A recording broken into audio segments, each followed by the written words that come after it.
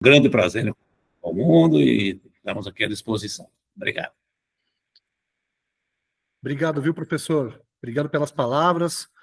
Antes da Nicole, eu só vou pedir a palavra aqui do Daniel Amaral, Sim, claro. que é o diretor de Economia e Assuntos Regulatórios da Biov, que é a pessoa aqui do lado da Biov que tem acompanhado mais de perto, ele e sua equipe, né? A equipe de Economia e Estatísticas da Biov tem acompanhado mais de perto esses números setoriais. Então, Daniel, obrigado, boas-vindas e, por favor. Obrigado, Zapa. Bom, primeiro eu queria agradecer a presença do professor Geraldo, sempre prestigiando aqui esse evento importante. Obrigado, professor. Obrigado aí pela parceria. Em nome de todo o CPE, agradeço, né, sua presença. Agradecer também ao André, que está sempre valorizando iniciativas nesse sentido na Biov, valorizando aspectos técnicos, científicos. Acho que esse é uma característica da Biov, e o André sempre defendendo esse tipo de ações, né? Acho que isso é super importante. Agradecer muito a Nicole também, toda a equipe que trabalha nisso, pela dedicação. Eu fico muito orgulhoso de participar desse projeto, que é um projeto que trouxe muita luz sobre a cadeia produtiva da soja e do biodiesel. A gente tinha antes ideias da grandeza do setor, mas eu já falei isso uma vez, falo de novo, eu não sabia que ele era tão grande, né? Como o professor falou aí no PIB, nos empregos, enfim, eu acho que isso é super bacana, e eu acho que isso teve um papel muito importante nessa transição que nós tivemos da safra 22, 23 e agora, né, 23, 24. A gente viu o quanto é importante a geração de estatísticas de alta qualidade para que a gente consiga mostrar, claro, para a imprensa, para a sociedade e para o governo, o quanto esse setor lhe movimenta, né? Então, eu acho que cabe a mim aqui só apenas destacar aqui que eu vi isso na prática, o quanto esse trabalho ele gerou de conhecimento, ele gerou de informações que foram extremamente estratégicas, né, nesses momentos aí de discussão sobre biodiesel, o aumento da mistura. Muito provavelmente sem o apoio do CPE nesses momentos, a gente não teria condições de falar com tanta propriedade sobre os impactos positivos do biodiesel, por exemplo, na cadeia produtiva e sobre o próprio PIB, né? Então isso foi essencial. Queria agradecer muito, mais uma vez, a Nicole, que sempre se colocou disponível para nos atender a demandas específicas, a contemplar nossa visão sobre questões metodológicas também, sempre dentro do rigor científico, né, que acompanha todos os trabalhos do CPE. E é isso. Vamos lá aos resultados. Por favor, Nicole. Obrigada, Daniel. Antes de começar aqui a parte técnica, né, que nos cabe, também tenho que agradecer, tá? Tanto ao professor Geraldo, que está aqui nos prestigiando como CPEA, e André, também Daniel. Não fosse a parceria da Biov, não teria como a gente estar gerando essas informações para essa cadeia que é a maior, né, em termos de geração de PIB, em termos de geração de receitas, e que o nosso estudo permitiu ver que também tem se tornado uma grande empregadora dentro do nosso agronegócio. Então, fico também muito feliz, muito satisfeita da gente estar com essa parceria aí que já quase 2 anos já, André, de trabalho junto aí, de parceria entre CPE e a Biov. Vou compartilhar minha tela.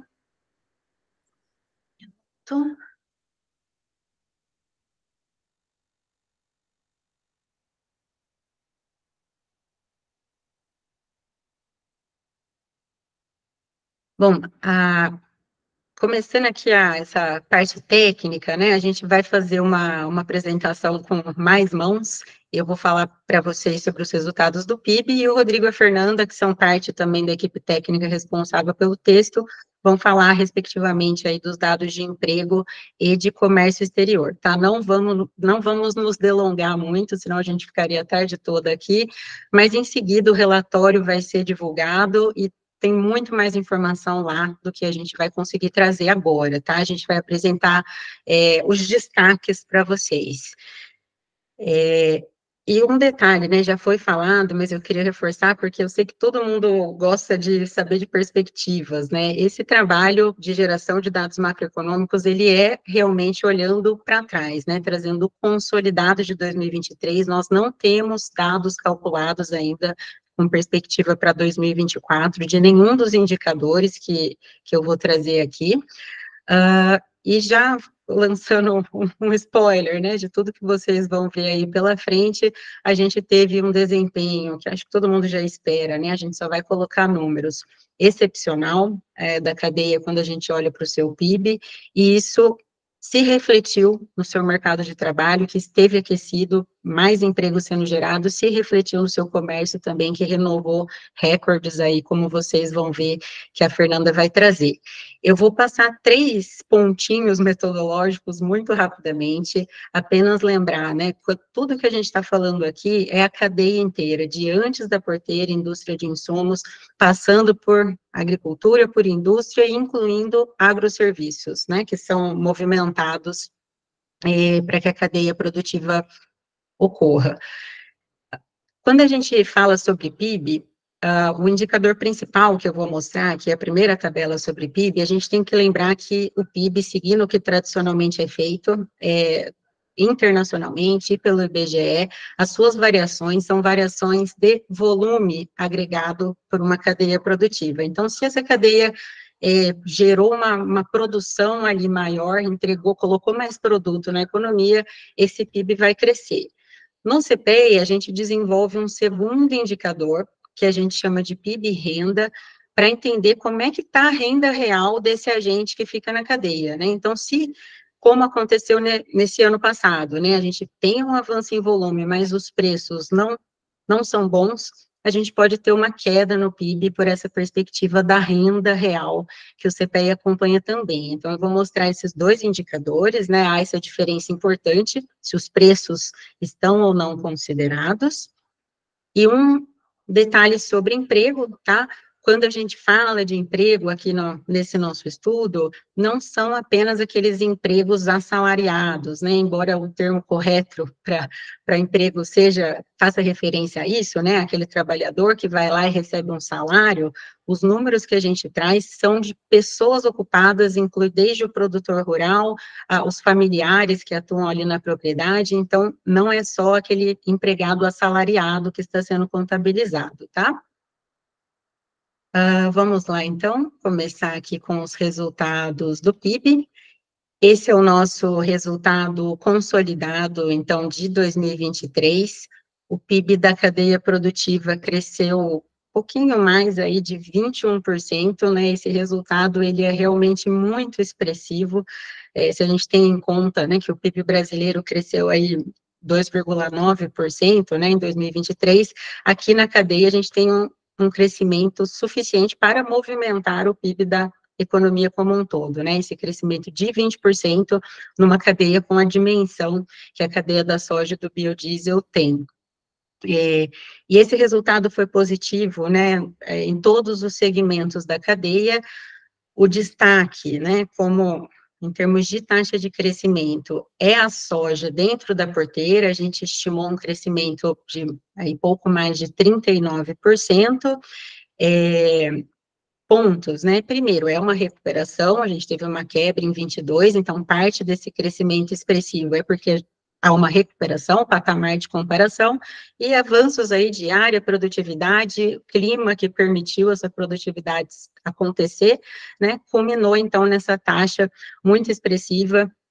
Quem acompanha o PIB do IBGE setorial, né, viu que a agropecuária foi destaque no PIB brasileiro, os dados do IBGE, e dentro da agropecuária, uma parte importante daquele crescimento de 15%, né, se eu não me engano, que a agropecuária teve, muito disso foi devido à soja no ano passado, tá? Por conta da sua dimensão e da sua taxa de crescimento tão elevada que foi verificada. A agroindústria, como um todo, teve um crescimento de PIB de 6,82%, Isso pode parecer um crescimento pequeno, quando eu acabo de falar de uma taxa de 40, né, na agricultura, mas não é, tá? O comportamento de crescimento de PIB na indústria é muito diferente de PIB de agricultura, que tem esses efeitos de clima, né? Ele tem variações em magnitudes muito mais expressivas. Então, 6,8 na indústria é uma taxa muito importante, ainda mais se a gente também compara, né, com a indústria de transformação do Brasil como um todo, dados do IBGE, que teve uma queda de 1,3%. Então, na cadeia, a indústria, a nossa parte aí da indústria de transformação, cresceu 6,8%, também com desempenhos positivos nos as três etapas industriais aqui que a gente acompanha, mas com destaque para o biodiesel, com aumento de 20%, né? No caso do biodiesel, quem acompanhou os nossos relatórios trimestrais, o PIB foi sendo, trimestre a trimestre, reajustado para cima, né? Essa estimativa do crescimento no ano. Isso, sobretudo, depois da medida política de aumento para 12% do teor de mistura, a gente viu esse PIB realmente deslanchado ali para frente e fechar o ano com esse crescimento bem expressivo.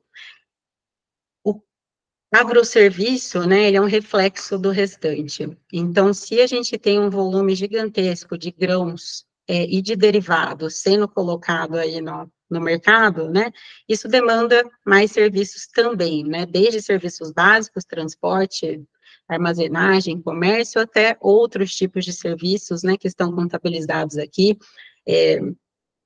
desde prestação de serviços jurídicos, contábeis, enfim, tem lá na nossa metodologia a descrição completa do que está computado aí, mas quando a cadeia vai bem na sua agropecuária e na sua indústria, isso movimenta uma gama enorme de serviços na economia também.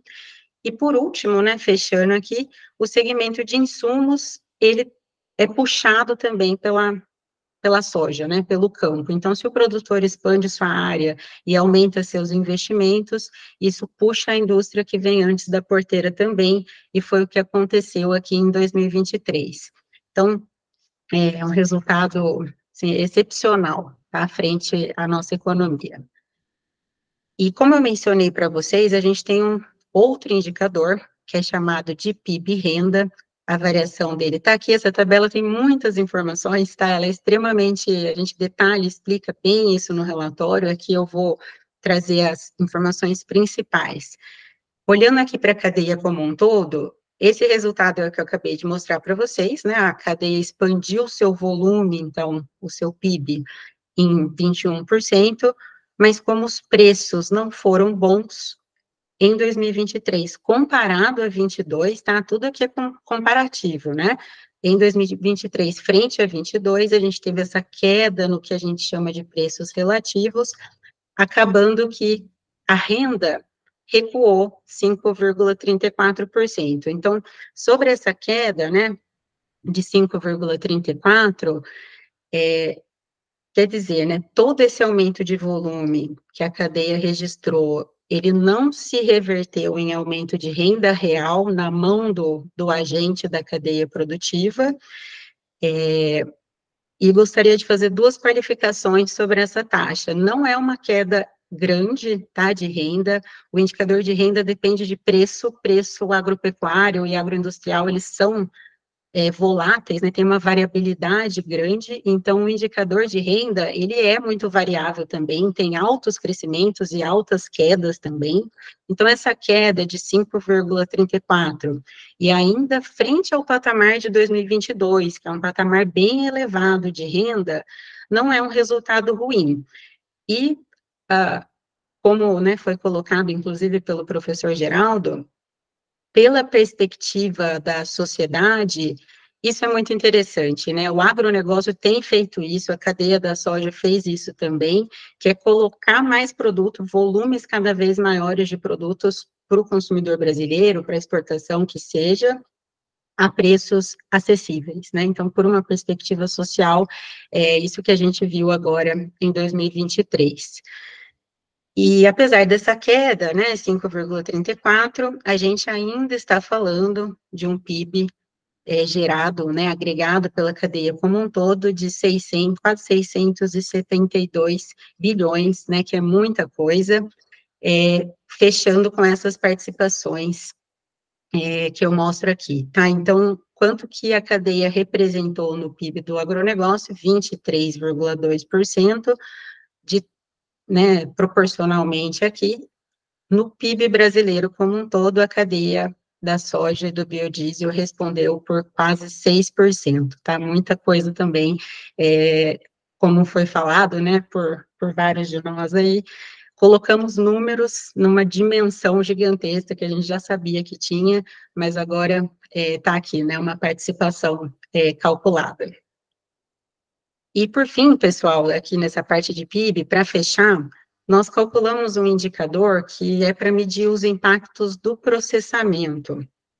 E como isso é feito, né? Primeiro, pensando que tanto a agricultura dentro da porteira, a soja, né, quanto a indústria, elas não geram PIB apenas diretamente. A gente tem o PIB da indústria, é direto, o que ela agrega, mas essa atividade, enquanto ela se desenvolve, ela movimenta aqueles serviços que eu mencionei, né? Então, a gente considera aqui esses dois tipos de impacto, né? A própria geração de PIB do segmento da agricultura e da indústria, e o quanto ela movimenta de serviços na economia.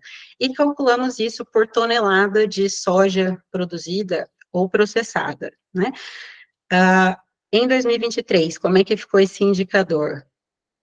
R$ 1.930 por tonelada para a soja produzida e 5.557 para a soja processada, dando, então, esse resultado, né, de 288%, é um multiplicador, nada mais significa do que o PIB gerado pela indústria, direta e indiretamente, foi 2,88 vezes o PIB gerado pela agricultura, tá? Aqui também não tem nenhuma novidade, a gente sabe que se o produto não é exportado in natura, mas ele fica aqui dentro, né, passa por um processamento, continua ocorrendo a geração de PIB e de empregos na economia, né? Quando ele é exportado diretamente, não. O que a gente fez aqui também foi colocar números para isso que a gente já sabe. E em relação ao PIB, é isso, nós temos muito mais informações lá no relatório, e toda a equipe do CPEA vai estar disponível também depois, caso vocês tenham dúvida, tá, pessoal? Vou passar aqui, então, para emprego. Rodrigo, por favor, fica à vontade. Ótimo, obrigado, Nicole. Antes de tudo, eu queria agradecer a oportunidade de esse bate-papo com vocês hoje. Eu vou falar um pouquinho a respeito do emprego, do conjunto de pessoas ocupadas na cadeia produtiva da soja e do biodiesel. Assim como a Nicole mencionou, vou tentar ser o mais breve possível aqui, né, trazendo os principais chamativos aí do relatório, mas o relatório é um conjunto com muito mais informações, muito mais detalhes que vocês podem consultar. Pode passar, Nicole, por favor. Bom, então, o primeiro passo aqui, né, o primeiro grande número que a gente encontra no fechamento de 2023 é que a cadeia produtiva ela atingiu um total de 2,32 milhões de pessoas ocupadas, né? Isso é um recorde, e além de ser um recorde, é um número que vem se construindo ao longo do tempo. A gente pode ver que desde 2012, a gente tem um crescimento em todos os anos com relação ao número de pessoas ocupadas na economia, né? Entre 2012 e 2023, esse crescimento representou um acréscimo um pouco maior do que 1 milhão de novos trabalhadores na cadeia produtiva. Passando. Bom, com esse crescimento, né, sustentado, esse dinamismo da cadeia da soja, né, ela, além de ganhar participação no PIB da economia, no PIB do agronegócio, ela também ganha participação no mercado de trabalho, né? Então, ali em 2023, a cadeia produtiva, ela tem uma representatividade de 10,1% das pessoas ocupadas no agronegócio brasileiro e de 2,3% das pessoas ocupadas na economia brasileira, né? Então, isso daí mostra bem não apenas que o pessoal ocupado está aumentando na cadeia produtiva, mas está aumentando em maior proporção quando comparado ao agronegócio e à economia. Vou passar. Bom, no último ano, entre 2022 e 2023, esse crescimento do total ali de pessoas ocupadas na cadeia produtiva foi de 10,74%, crescimento bastante expressivo, portanto, né? Tem algumas variações entre esses segmentos, né? Nos segmentos de insumo, por exemplo, esse crescimento foi de 6,15%, ele acompanha muito bem ali o indicador do PIB volume de insumos, né, que foi de 6,24% crescimento, então está bem alinhado. E o setor de insumos, nesse caso, ele também é puxado pela produção de soja, né? Quando cresce a produção de soja, mais insumos são necessários, consequentemente, mais pessoas ocupadas são necessárias nesse segmento da cadeia. Dentro da porteira, né, no segmento primário de cultivo, produção de soja propriamente dita, a gente teve ali uma queda no quantitativo de pessoas ocupadas. Aqui acho que vale lembrar, é bem importante a gente destacar, que não há uma correlação clara entre o volume de soja produzido e o quantitativo de pessoas ocupadas dentro da porteira. Isso porque os incrementos de produção de soja eles estão muito mais associados a aspectos climáticos e principalmente a ganhos de produtividade, e não ao aumento do uso de fatores de produção, como trabalho, capital e assim por diante. Na agroindústria, o que a gente teve ali foi um aumento de 5,15% do número de pessoas ocupadas. Esse aumento, sobretudo, foi puxado pelo subsegmento de biodiesel, né? Esse subsegmento incorporou mais 3 mil novos trabalhadores, novas pessoas ocupadas na agroindústria da soja, né? E em agroserviços, que é o número que a gente tem maior destaque ali, né, maior crescimento, foi de 17,04% entre 2022 e 2023. Os agroserviços, eles acabam sendo um resultado, né, de tudo que acontece antes da cadeia, né? Então, a gente tem mais produção de soja, seja para exportação ou seja para processamento, isso requer mais pessoas trabalhando no setor de serviços para dar conta de fazer o escoamento, né, questões logísticas, intermediação financeira, uma série de outros serviços que estão diretamente associados com a cadeia produtiva da soja, né? Então, esse setor aí, ele cresceu bastante. Ele cresce, sobretudo, quando a gente processa mais soja, justamente por conta do encadeamento que tem dentro da agroindústria, né? Não exporta ela in natura, mas tem várias etapas para processamento, transformar em rações, em óleo, biodiesel e assim por diante. Bom, e essa mão de obra, ela tem um perfil característico, né? A cadeia produtiva da soja, ela é mais formalizada do que o agronegócio de forma geral, né? Tem alguns números aqui, só para ter uma noção, né? Se a gente pegar só os empregados, né, com carteira e sem carteira, considerando esse total, na cadeia produtiva da soja, a gente tem 76% é empregado com carteira assinada. No agronegócio, esse percentual é de 67%. Quando a gente olha diretamente para o segmento primário, dentro da porteira, esse número na soja é muito maior que no agronegócio, né? 73% dos empregados dentro da porteira têm carteira assinada, enquanto no agronegócio isso é de 44%. Na agroindústria, essa diferença existe também, embora ela não seja tão grande assim, né? 89% dos empregados na agroindústria da soja têm carteira assinada, enquanto no agronegócio esse percentual é de 85%. Com relação ao gênero, e principalmente aqui com relação ao aumento da participação feminina na cadeia produtiva da soja, aqui a gente ainda tem uma participação feminina reduzida, né? O percentual aqui de mulheres em 2023, nessa cadeia, foi de 35% do total de pessoas ocupadas. No segmento primário, esse número é bem menor, né? Dentro da porteira, atuando ali no cultivo de soja, apenas 15% do pessoal ocupado é composto por mulheres. Isso reflete bem outras culturas, como milho e algodão, né? É um reflexo do agronegócio como um todo. Na agroindústria da soja, a gente ainda está um pouco atrás em termos de participação feminina, são 28% de mulheres atuando na agroindústria, enquanto no agronegócio esse percentual é um pouquinho maior, 31%, na economia brasileira ele sobe para 43%. E, último ponto, né, com relação à escolaridade, esse se destaca de fato bastante, no caso da cadeia produtiva da soja, né, porque é uma cadeia produtiva que tem um grau de qualificação muito maior quando comparado ao agronegócio, né. Então, só para você ter uma noção, a gente teve ali em 2023, todas as pessoas ocupadas, 26% tinham ensino superior, completo ou incompleto, mas tinham já adentrado ao menos no ensino superior. No agronegócio, esse percentual é de 17%, né? E, por outro lado, quando a gente olha para as pessoas menos qualificadas, a situação se inverte, né? Na cadeia produtiva da soja, a gente tem 28% de pessoas que têm apenas até o ensino fundamental, e no agronegócio isso sobe para 44%. Então, a gente consegue ter essa noção de como é mais qualificada, em termos de escolaridade, né, e formalizada com relação ao agronegócio. Basicamente era isso, pessoal, a respeito do emprego na cadeia. Vou passar a palavra agora para a Fernanda, ela vai discutir um pouquinho a respeito do comércio internacional com vocês. Bom, obrigada então, Rodrigo. Boa tarde a todos, eu agradeço pela oportunidade de compartilhar esse momento importante para o segmento produtivo da soja, né, com todos vocês. Então, passamos agora para a apresentação dos dados relativos ao comércio internacional da cadeia produtiva da soja e do biodiesel. Primeiramente, é importante a gente destacar que aqui nós iremos apresentar somente os principais dados relativos ao comércio internacional. Demais informações e acontecimentos mundiais que impactaram o comportamento das exportações dos produtos no mercado internacional e também aqueles que impactaram o comportamento dos preços, eles estão descritos mais detalhadamente no relatório. É importante também ressaltar que os produtos integrantes da cadeia produtiva da soja e do biodiesel aqui analisados, eles são compostos pelo chamado complexo soja, o qual é composto pela soja in natura, pelo óleo de soja e pelo farelo de soja, e pelos subprodutos derivados da cadeia produtiva, que são o biodiesel, o glicerol e a proteína de soja.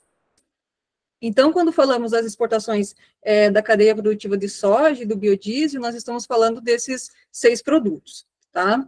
Então, diante disso, no ano de 2023, nós tivemos mais um recorde nas exportações da cadeia de soja e do biodiesel, que totalizou 67,56 bilhões de dólares e 127,34 milhões de toneladas. Dentre os produtos analisados, a soja in natura foi o principal produto exportado e representou 78,81% do valor total exportado. Pode passar, Nicole? Houve, então, um crescimento de 10,24% do valor exportado pela cadeia produtiva em 2023, em relação ao ano anterior. Já em termos de quantidade, esse aumento foi de 24,59%. Com relação ao valor das importações da cadeia produtiva, houve redução de 46,87% em relação ao ano anterior, enquanto em relação ao volume, essa redução foi de 53,53%. Assim, né, o saldo comercial da cadeia produtiva foi positivo e cresceu 10,50% em termos de valor em relação ao ano de 2022, enquanto em termos de volume, esse aumento foi de 24,94%. Pode passar? O crescimento do valor exportado foi impulsionado pelos avanços observados para o biodiesel, para o farelo de soja e para a soja in natura. O grande destaque foi o biodiesel, que apresentou um crescimento de 117,71% no valor exportado. Em termos de quantidade, esse aumento foi de 157,30%, o que gerou um novo recorde nas exportações do produto. Com relação aos produtos que apresentaram redução do valor exportado, a proteína de soja foi o produto que apresentou a maior redução, 51,27% em termos de valor e 54,24% em termos de quantidade. Então, diante disso, apesar do aumento no volume exportado, os preços da cadeia produtiva apresentaram uma redução de 11,52% em relação ao período anterior.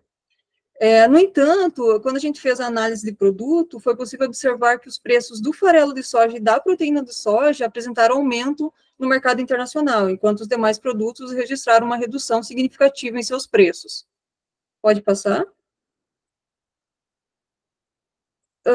No comparativo entre exportações por destino, a China e o grupo de países pertencentes ao Sudeste Asiático, América do Norte, Leste Asiático e o conjunto de países composto por outros, que são aqueles que não estão em nenhum desses blocos aqui elencados, apresentaram aumento no valor das exportações dos produtos dessa cadeia produtiva. A China absorveu 58,16% do total exportado pela cadeia produtiva no ano de 2023, enquanto o grupo de países pertencentes à União Europeia, o Oriente Médio e o continente africano apresentaram redução no valor das exportações dos produtos da cadeia produtiva. Essa tabela, ela encontra-se detalhada no relatório e ela descreve as exportações de cada produto para cada um desses destinos. Então, concluindo essa apresentação do comércio internacional, referentes à cadeia da soja e do biodiesel, destaca-se que o resultado para 2023 foi que o Brasil continuou sendo o maior exportador de soja in natura e foi o maior exportador de farelo de soja, posição que anteriormente era ocupada pela Argentina.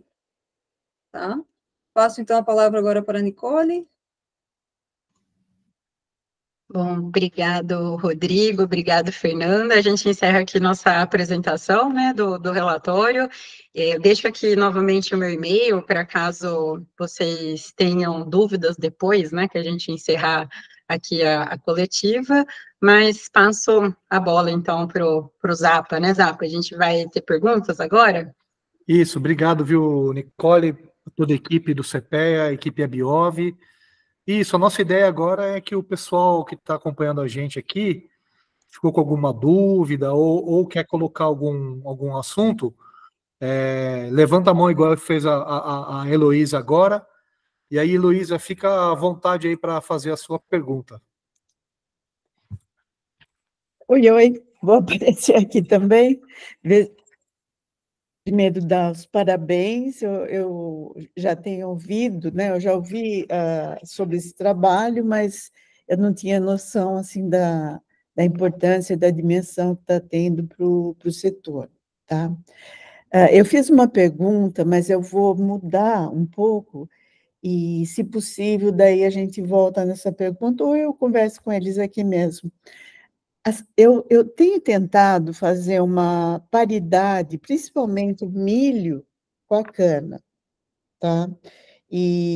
Porque existe uma preocupação grande nessa mudança aí, né, de produção da cana para o milho, e eu queria saber, né, e no caso também com a soja, né, se a gente consegue fazer uma relação entre o valor, né?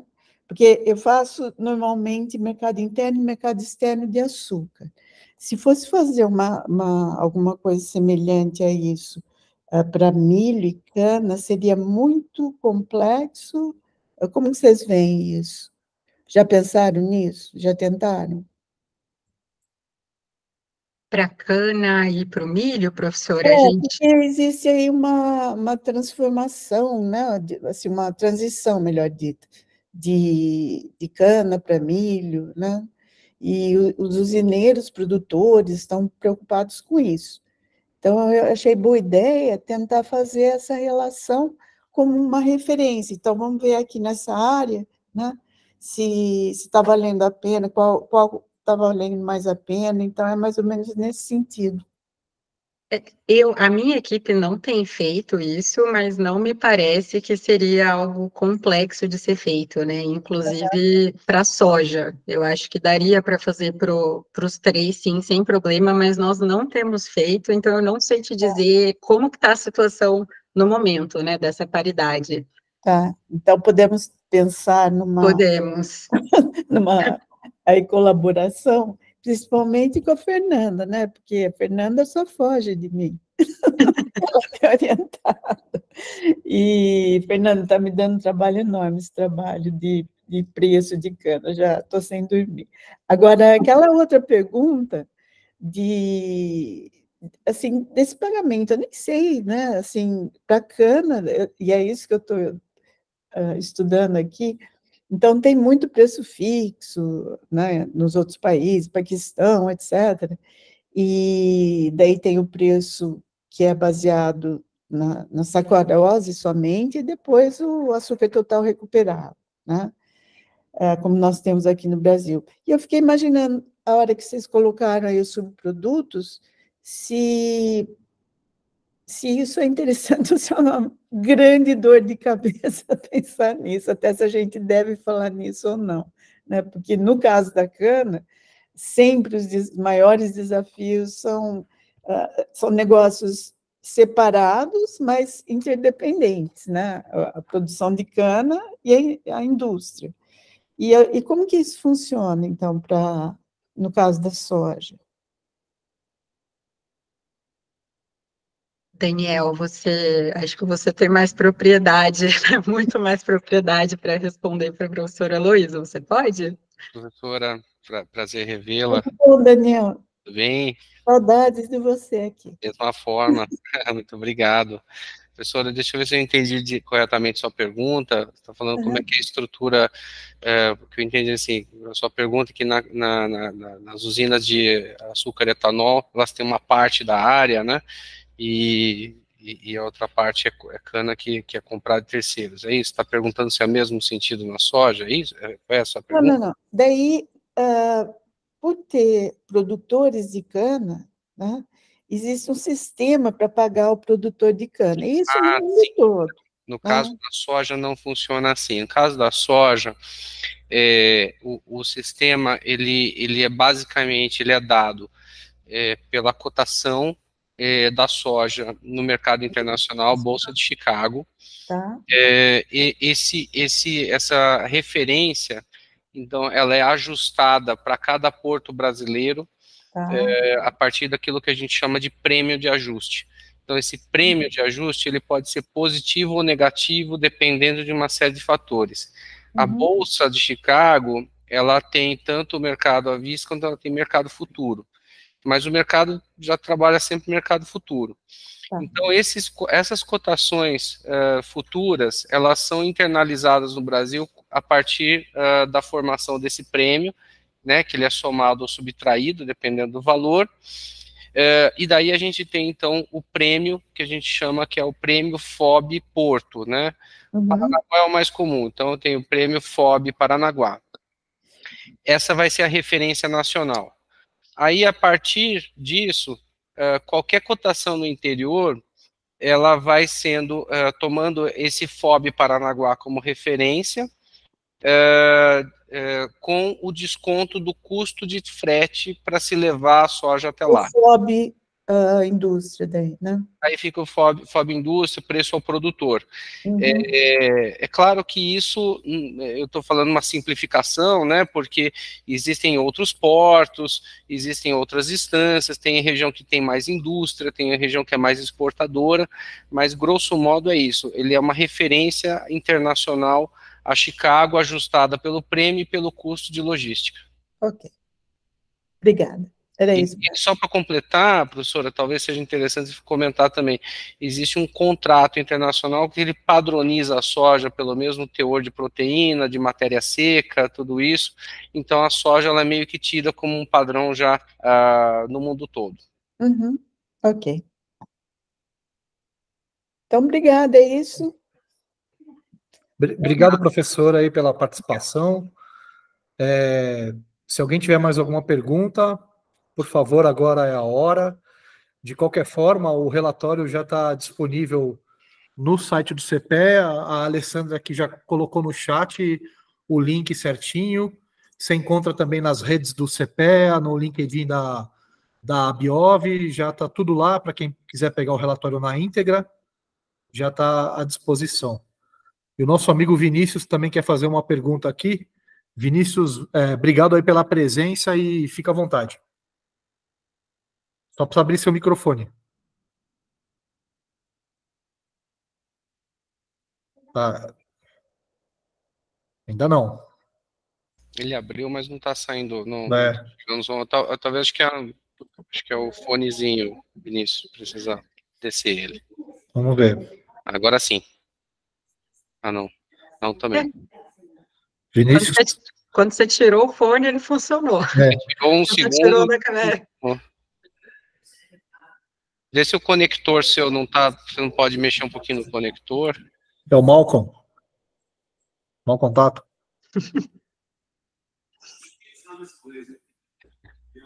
Ainda não. Não está funcionando não, Vinícius. Acho que tem que descer ali, ó.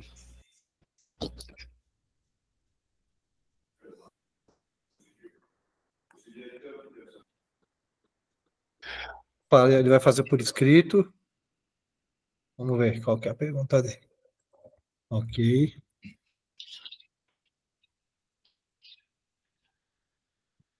Olha lá, a pergunta do Vinícius é sobre preço, hein? Já vai se preparando aí, Daniel. Ele escreveu? Isso? Então você vai escrever aqui que a pergunta é sobre preços.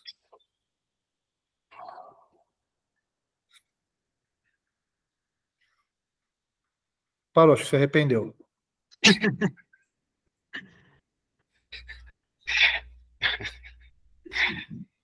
Enquanto isso, pessoal, alguém mais tem alguma pergunta, quer fazer alguma colocação sobre o levantamento? De novo, né? O levantamento já está à disposição na íntegra, né? A gente fez uma apresentação aqui mais reduzida até, com os principais indicadores e principais informações, mas esse relatório na íntegra também já está no site lá do CPE, como eu disse, e também tem todos os caminhos ali pelo LinkedIn da Biov, pelas redes sociais também do CPEA, então, se precisar... Olha lá, vamos ver. Gostaria de entender melhor... Pode explicar, é uma questão bem metodológica, acho que a Nicole pode explicar bacana. Posso. Vinícius, PIB é volume, né? Volume de produção, volume de produto. Então, quando a gente coloca aquela primeira tabela com o crescimento do PIB, é um reflexo ali do que aconteceu com a safra de soja, com a quantidade de insumos que foi usada para gerar essa safra, e a mesma coisa na indústria, né? E o que a gente faz no CPEA, que é uma medida diferente de PIB, que é isso que a gente chama de renda, o exemplo de 2023 é a melhor forma da gente explicar esse conceito metodologicamente, né? Então, o setor colocou um volume muito maior de produtos na economia. Ao mesmo tempo, se a gente olha para todos os preços que interessam essa cadeia produtiva, isso vai desde preço dos produtos até os preços dos insumos usados, e em comparação com a inflação do Brasil, porque é uma medida real, né, esses preços caíram. Então, aquela produção a mais que foi colocada no mercado, ela rendeu menos, né, em termos de renda para o agente da cadeia. É isso mesmo, né? Então, aumentou a safra de soja, os preços despencaram, em termos de renda real, a cadeia terminou com uma renda real menor, né?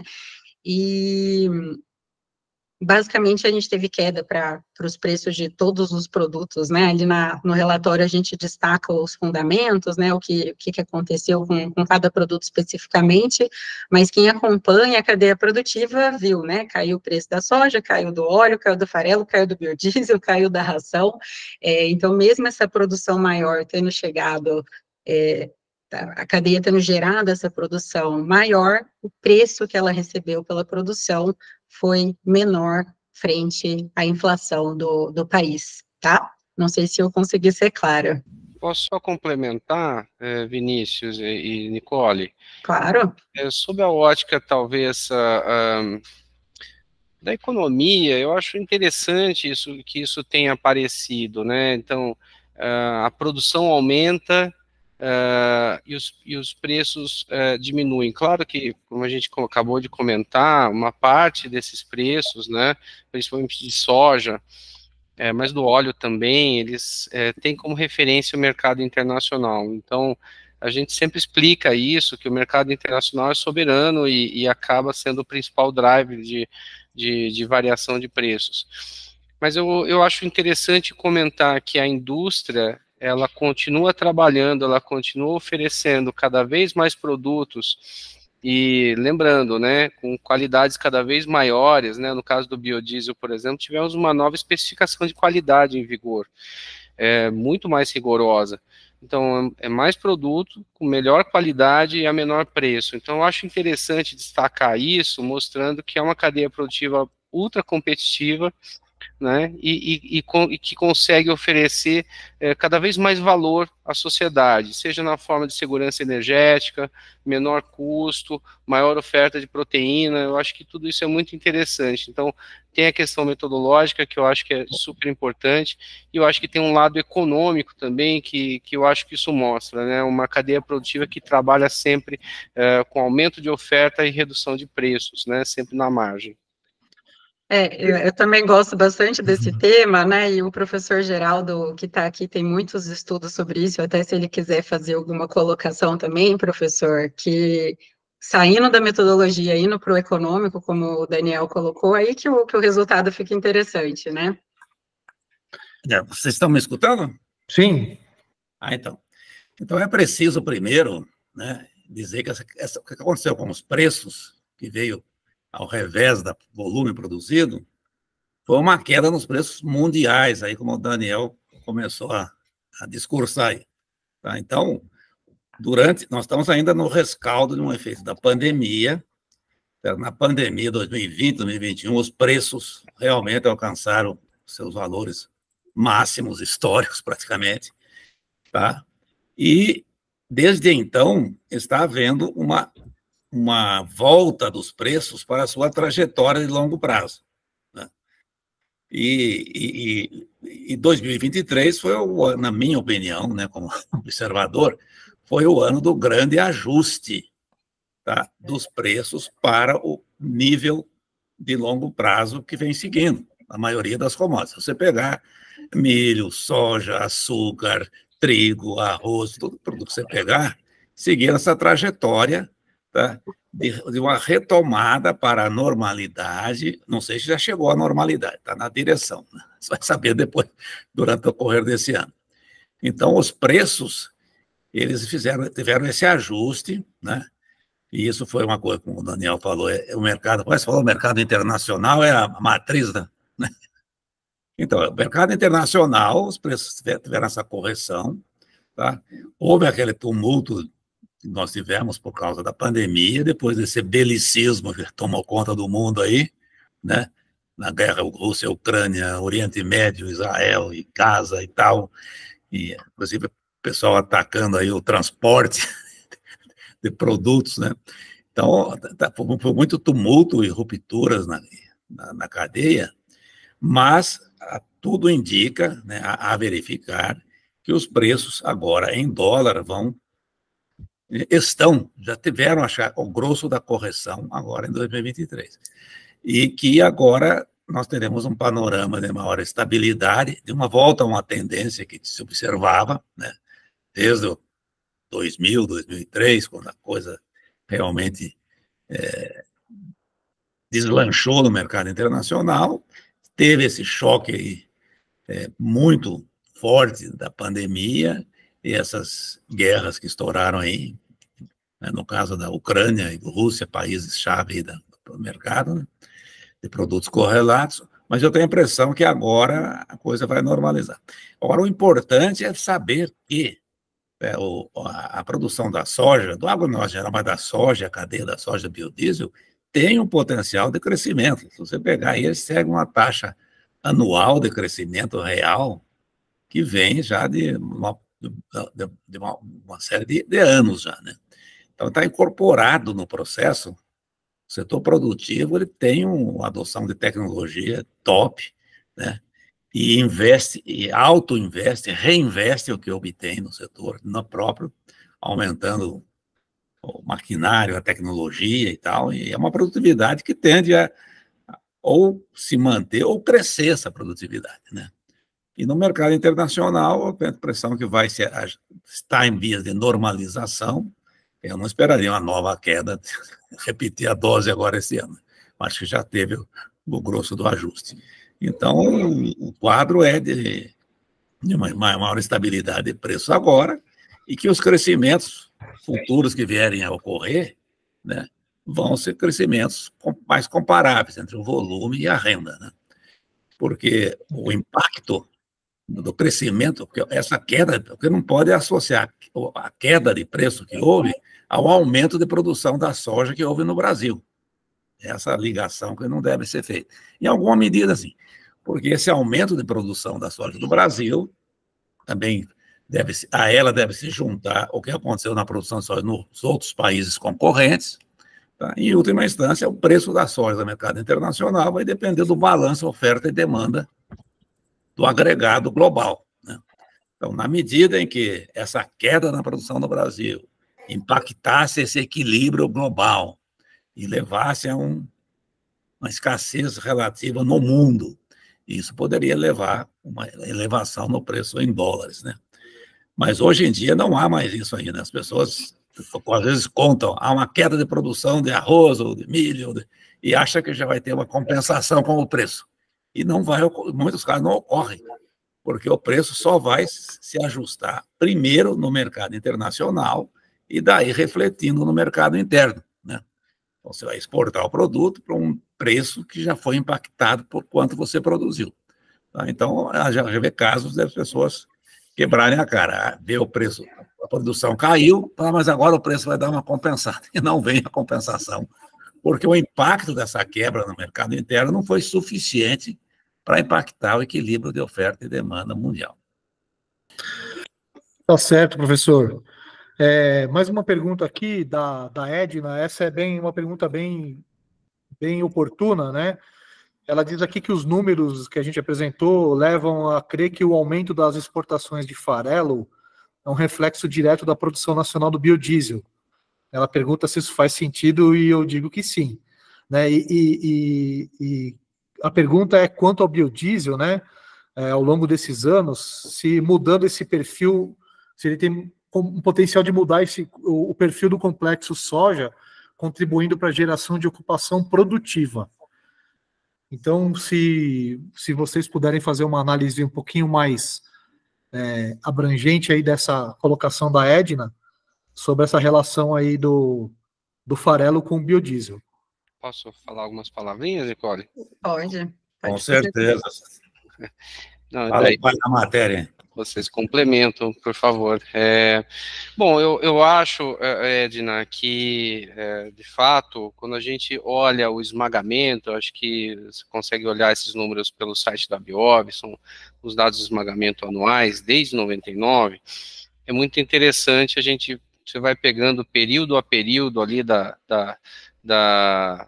do esmagamento e compara com os períodos de crescimento do biodiesel, primeira fase, segunda fase, terceira fase.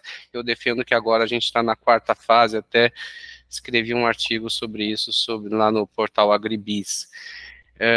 E de fato, assim, a gente tentando traçar uma reta, né, uma regressão, como a gente diz em econometria, para cada um desses períodos, a gente vai vendo que essa curva ela vai ficando cada vez mais inclinada, ela vai ficando cada vez mais para cima, né, mostrando aí que o esmagamento ele está crescendo mais rapidamente a cada ano em função do aumento da demanda pelos produtos do esmagamento, né, o farelo e o óleo.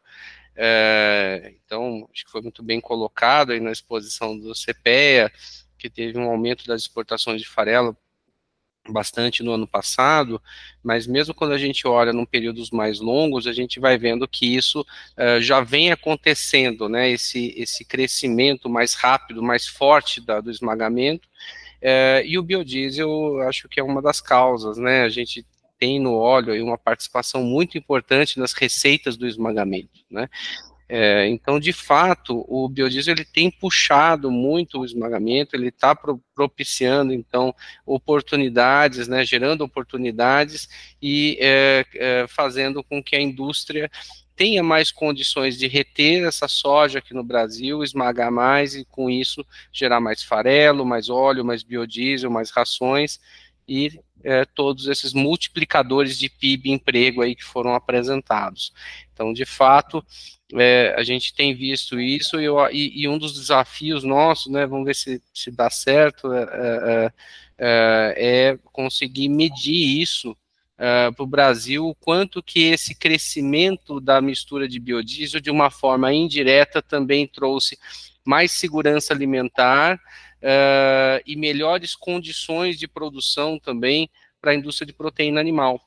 Vai ser muito interessante se um dia a gente conseguir medir isso e mostrar que para cada 1 milhão de litros de biodiesel, nós conseguimos também melhorar, ou seja, reduzir os custos da proteína animal em X reais, né? Vai ser interessante a gente conseguir ter esse número um dia, porque essa é a percepção nossa, os números, pelo menos olhando assim de forma agregada, nos indicam isso, mas quem sabe um trabalho econométrico chegue e mostre isso de uma forma detalhada. Nicole. Está na agenda, né? Está na agenda, né? Vamos ver se a gente consegue fazer isso, mas o Daniel explicou perfeitamente. Certamente, nós não temos um número para te dar aqui, mas certamente o biodiesel é uma das causas, não a única, né? Porque a gente tem a demanda pelo próprio farelo também, inclusive, né? Que ano a ano cresceu pela indústria de proteína no Brasil, cresce já há muitos anos essa demanda também, mas com certeza está correto o que você colocou e é um dos fatores relevantes com potencial de modificar, assim, a estrutura, eu acredito, tá? Com base nos dados passados. Perfeito, Nicole. Eu vou aproveitar aqui o assunto biodiesel, fazer a pergunta do Fábio, que ele diz boa tarde aqui, né? A equipe é Biov e CPE. Ele gostaria de entender um pouco mais sobre esse PIB, né? Se distribui no Brasil e para onde que esses ganhos eles estão indo.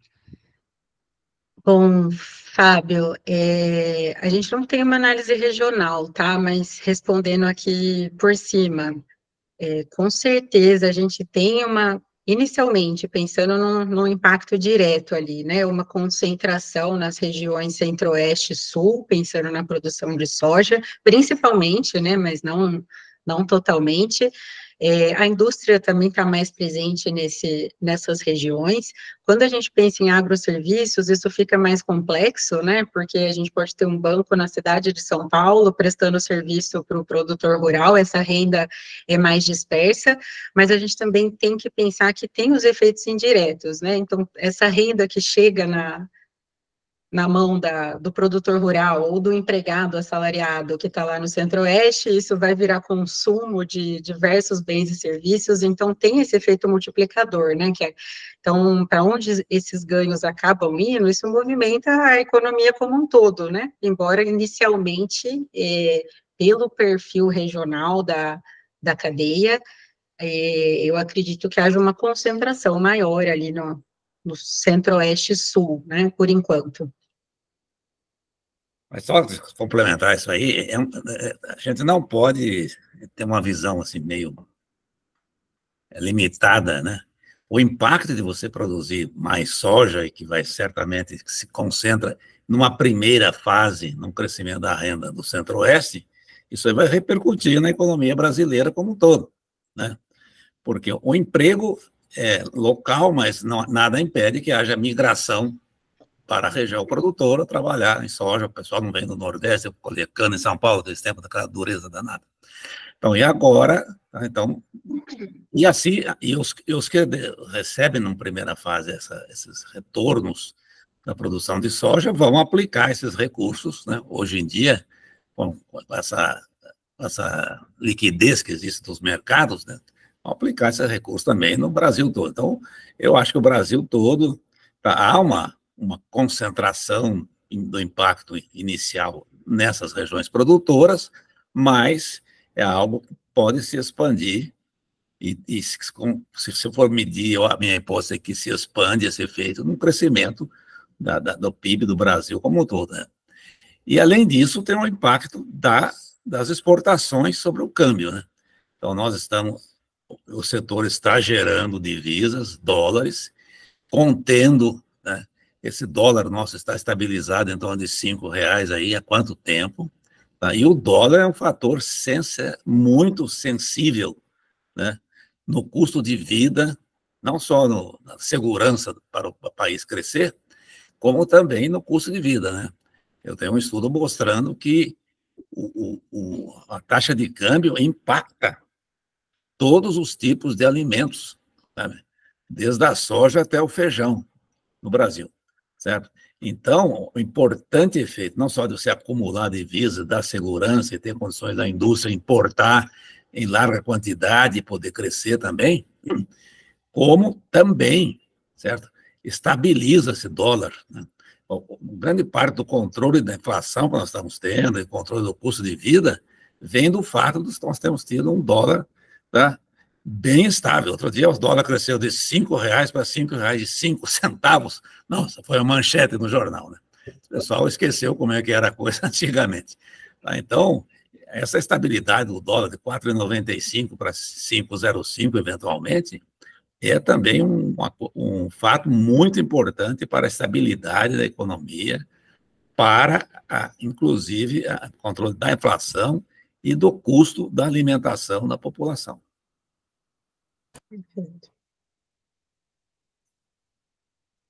Zapa, está fechado o seu microfone. Opa, perfeitamente. Aproveitando o assunto, né, uma pergunta do Marcelo relacionada a emprego, né? Vemos que há espaço aí para automatizações ou adoções de tecnologias que podem até conflitar com contratação de mão de obra humana em algumas atividades, né? E esse tipo de impacto ou evolução do mercado entra em alguma parte referente a esse estudo para vermos, né, que impacto isso teria, né, de mão de obra local que pode ter sido substituída. Eu sei que na mecanização, por exemplo, da cana, né, existem diversos programas aí de qualificação de mão de obra e existe uma mudança de perfil mesmo do colaborador, mas eu, Nicole, eu não sei se talvez até o Rodrigo que acompanhou isso melhor, né, se tem alguma informação referente a isso. Quer falar, Rodrigo? Eu posso falar também, acho que a gente tem a mesma história na cabeça, né? Não, sem problema, posso responder. Bom, eu dividiria aqui esse fenômeno em duas partes iniciais, né? O primeiro seria a substituição de mão de obra humana por tecnologias e por máquinas, mecanização, né? Essa parte em específico a gente não trata no relatório, né? Mas o que a gente consegue perceber no relatório é justamente essa mudança no perfil da mão de obra, né? Então, tinha até um slide aqui na apresentação que a gente acabou tirando ele, mas eu vou usar ele como cola aqui para te falar. Pessoas com ensino superior entre 2022 e 2023 apresentaram um crescimento de 17,2% na cadeia produtiva da soja, né? Pessoas com ensino médio, por sua vez, que são os dois grupos mais qualificados, ensino médio e ensino superior, né, apresentaram também um crescimento bastante expressivo de 12,4%. Quando a gente pega o pessoal ocupado com um menor grau de qualificação, esse crescimento foi bem menor, né? 2,39 para quem tem ensino fundamental e 6,97 para pessoas sem instrução. Então, esse é o primeiro passo que a gente nota ali, que é a questão da mudança no perfil. Isso é decorrente da primeira etapa que eu mencionei, né? Você troca ali alguém da colheita manual para a colheita mecanizada ou para uma máquina mais moderna, né? A gente tem que também dar um incremento ali de qualificação para esse trabalhador, né? Então, isso acaba se refletindo dessa forma, né? Acho que era isso. Um outro ponto, né, que aí acaba, eu diria que distorcendo um pouco esse efeito, é porque a cadeia da soja ela está crescendo demais, né? Então, mesmo sendo uma cadeia bastante, dentro... não é demais, não. Tá certo, tá certo. Está crescendo bastante, bem corrigido, professor. Está crescendo bastante, então, mesmo sendo uma cadeia no segmento primário, na produção de soja, bastante mecanizada, tem uma agroindústria também mais intensiva em capital do que intensiva em mão de obra, mesmo não sendo um setor intensivo em mão de obra, né? Esse crescimento elevado, ele acaba puxando todos os perfis, né? Em maior ou menor grau, claro, os perfis com mais qualificação estão crescendo mais, mas ele acaba puxando todos os perfis, em maior ou menor grau. Só completando uma coisa, Marcelo, essa questão que você falou é a história do emprego na agropecuária que a gente tem visto, tá? Não só na soja, mas... Na cana. Na cana, todas as culturas que têm se modernizado no Brasil têm seguido, em geral, esse caminho dessa substituição do trabalhador pelo... Isso acontece, né? Como o Rodrigo falou, a produção de soja cresce tanto... Está correto o jeito que eu falei? Não sei. Cresce tanto que, mesmo usando pouco trabalho, ela se tornou, sim, uma grande empregadora, mesmo tendo essa substituição. E como que a gente vê isso, né? Não tenho essa informação direta que você pergunta no nosso relatório, mas você vai ver que a produção de soja cresce muito mais rápido do que a quantidade de pessoas empregadas. Então, está crescendo a quantidade de pessoas empregadas, mas menos do que a produção de soja. Então, isso é um indicativo indireto aí do que você perguntou. E só para fechar, A soja, então, assim como o resto da agropecuária, né, vai se tornando uma empregadora menor, conforme tem esse processo de modernização, mas até, o nosso estudo é de cadeia, né, por isso que eu acho que é importante ressaltar essa nossa visão. O volume gigantesco que a soja produz, mesmo usando menos mão de obra, gera empregos fora da porteira. Então, no agronegócio, a gente vê cada vez menos gente na agropecuária, no agronegócio como um todo, não tem tendência de queda na população ocupada, tá? Que os volumes de produção crescentes têm esse efeito de gerar empregos fora da porteira também, na indústria e nos serviços. Maravilha, eu acho que está bem respondida. E, pessoal, a gente vai ter que finalizar. Tem mais uma pergunta aqui, que é da Laura. Acho que essa aqui é mais para você, ó, Daniel. Como vocês enxergam aí a demanda para sebo bovino em 2024? Eu acredito que para a produção do biodiesel, né? É uma das matérias-primas aí do biodiesel. Se já tem a gente tem um acompanhamento, né, Daniel, de produção de matéria-prima mensal, mas tem algum indicativo já da participação do sebo bovino? Não, na verdade, a gente faz o acompanhamento dos dados mensais da ANP, e essa estimativa fica sempre ao redor de 15% da demanda por biodiesel, né? Sebo bovino e também outras gorduras.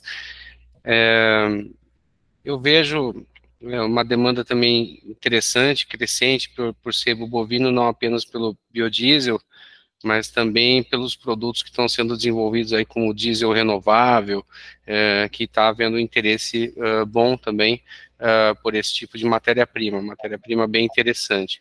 Mas, de fato, hoje a gente não tem uma estimativa aqui para o sebo bovino. Só fica a dica que a gente tem esse acompanhamento mensal, né? Então, quando vocês precisarem aí procurar sobre esses dados aí de matérias-primas, né? Principalmente para a produção de biodiesel, a gente tem um site, né? Dentro lá do site da Biovic, que é o site do biodiesel, e ali você, na parte de estatísticas, encontra todos os gráficos ali e as tabelas de matéria-prima. Então, pessoal, obrigado pela presença de todos. Muito obrigado, Nicole, Fernanda, Rodrigo e Geraldo, do pessoal do CPEA, que sempre nos atende muito bem, produz relatórios e dados e informações muito relevantes, esse específico da soja, mas a gente recebe com frequência de todas as culturas, né, do agronegócio. Então, obrigado pela disponibilidade, obrigado também aí, Daniel e André Nassar, da Biov. E se vocês quiserem fazer aí um apanhado final, a gente encerra com isso. Alguém quer fazer? Só queria agradecer muito a presença de todos, o acompanhamento, as perguntas foram muito boas. Mais uma vez agradecer ao professor Geraldo, Nicole, Fernanda, Rodrigo, pela parceria, pelo trabalho muito bacana, e espero continuar a contar com a parceria do CPEA por muitos e muitos anos.